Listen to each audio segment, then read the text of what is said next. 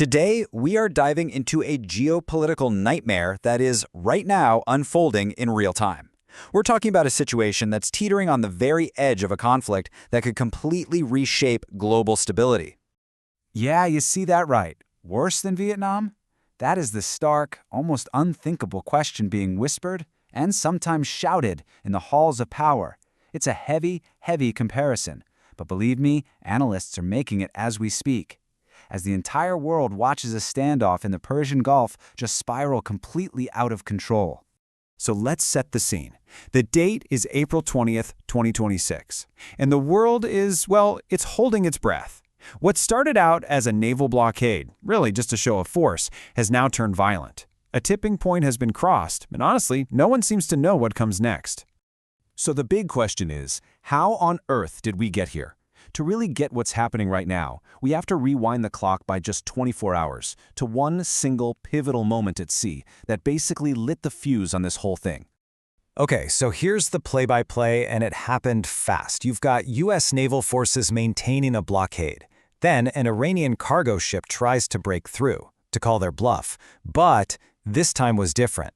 The response was immediate and it was violent. The U.S. Navy opened fire, disabled the ship, and then boarded and seized it. Let's be clear, this wasn't a warning shot. This was a direct military engagement. And this, right here, shows you just how deep the divide is. On one side, the United States is saying, hey, we're just enforcing international law. But on the other, Iran is calling it armed piracy, an act of war.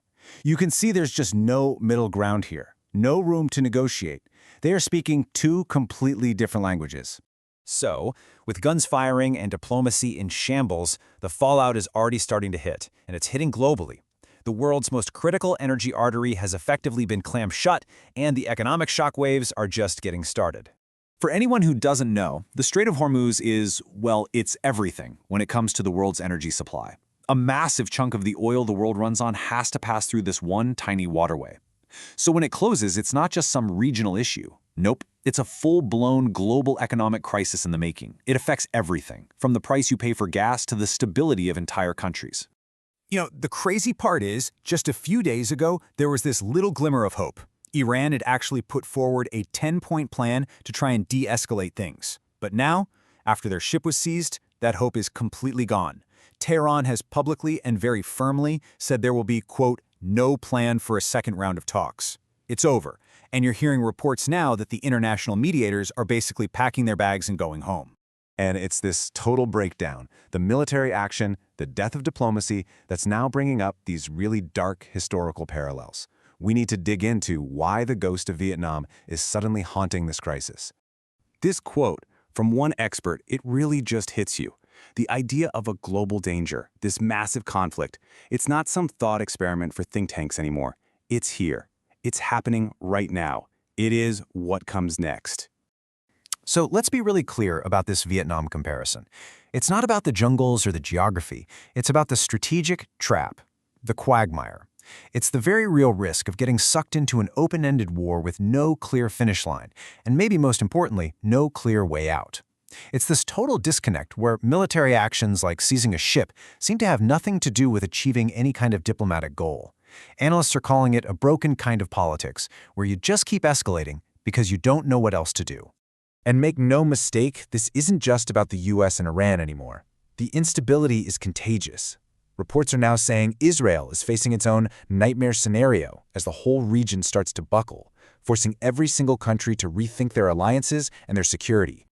All right, let's shift our focus to the nerve center of this whole crisis, the White House, where you have to imagine the pressure is just reaching an absolute boiling point. And according to inside sources, the situation is volatile. We're seeing reports emerge describing President Trump as having, quote, lost the plot with rage. So this isn't just a foreign policy problem. It's about an administration that's finding itself more and more isolated on the world stage, scrambling to deal with a crisis that might be spinning completely out of its control. This, I think, is the most sobering thought to come out of the last 48 hours. It really points to a fundamental shift. The world we knew before that ship was seized, the assumptions, the alliances, whatever fragile stability we had, it's just gone. We're in a new reality now, and it's a much, much more dangerous one. So we're left with this chilling question. Diplomacy is dead in the water. The military forces are in motion. Both sides are locked into their stories with no room to back down. Is there any off-ramp left? Is there any path back from the brink? Or are we all just watching the first chapter of a long, devastating war? That's the question on everyone's mind tonight. The website da da da da da da da da da da da da da da da da da. Yeah. Come on.